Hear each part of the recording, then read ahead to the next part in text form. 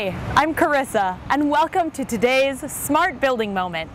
We're outside the Chicago Center for Green Technology, which is located in the heart of Chicago's Westtown neighborhood. This is the first municipally owned building in the country to achieve the U.S. Green Building Council's LEED Platinum rating, which it received in 2002 after undergoing extensive renovations. We're going to take a look.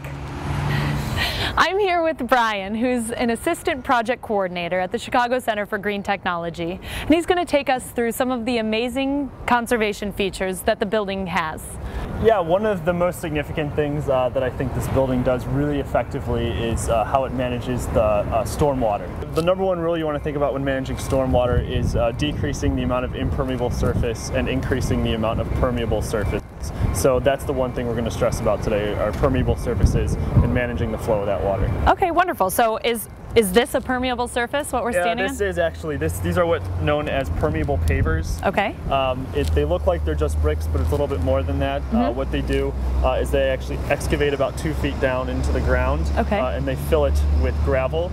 So you actually create a water retention beneath the bricks. So when the water falls on top of these bricks, though, all that water is going to pass right through and go back into the groundwater. So these cisterns that I see, can you tell me, is that involved with the water system? Yeah, so that's just another aspect of the retention systems in maintaining that water on site. What you see are actually corrugated steel rainwater cisterns collecting water from the roof. A lot of that water is used for some of our irrigation systems on site, and the very few plants that actually do need watering, we use that for irrigation as well.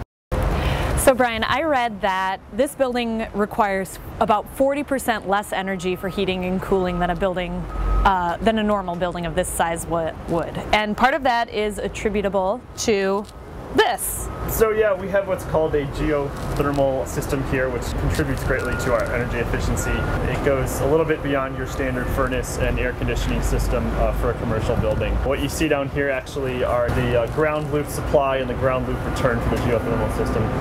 If you go dig down into the ground, even 10 feet or so, it's consistently going to be around 52 degrees Fahrenheit all year round. Doesn't matter what the surface temperature is. So knowing that, we can really use that heat to our advantage. So what you see here are actually pipes that are going about 150 feet down into the ground. Okay. And there's about 28 wells drilled over in our wetland. And it's able to bring that heat back up using a glycol solution, and we're able to use that heat for all of our air conditioning needs and a significant portion of our heating needs as well. So we're up here on the roof, and why don't you tell us a little bit about the solar panels that are in place here? Okay, so roughly about 40% of CCGT's electricity should be coming from our solar panels. It's divided into a few different arrays, and it accounts for about 115 kilowatts of electricity. Okay. So they're located, actually there's two out back here behind CCGT. We have a ground berm. We also have the parking canopy, which is right behind it. Our roof is pretty much covered in them outside of the small portion, which is all vegetated. And then on the south side of the building, there's awnings, which are also photovoltaic cells. We know that the sun rises and sets pretty much in the southern hemisphere and the northern hemisphere. So what those awnings are doing is they're controlling the amount of radiant heat that's coming through our windows. During the winter months when the sun's low, we're able to get that radiant heat when we need it. During the summer months when the sun's a little bit higher, we don't want that radiant heat, right? We want to keep our building cool. Right. So those panels are angled in such a way that they're going to keep the high rays out of the building. Wow, it's just amazing how much can be done to lower energy use within public buildings. I hope today's video has given you some great ideas to start savings in your own facility. I'm Carissa, and thanks for joining us for today's Smart Building Moment.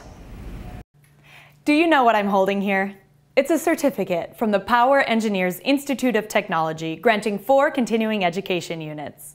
These CEUs can be yours just for subscribing to and watching Smart Building News.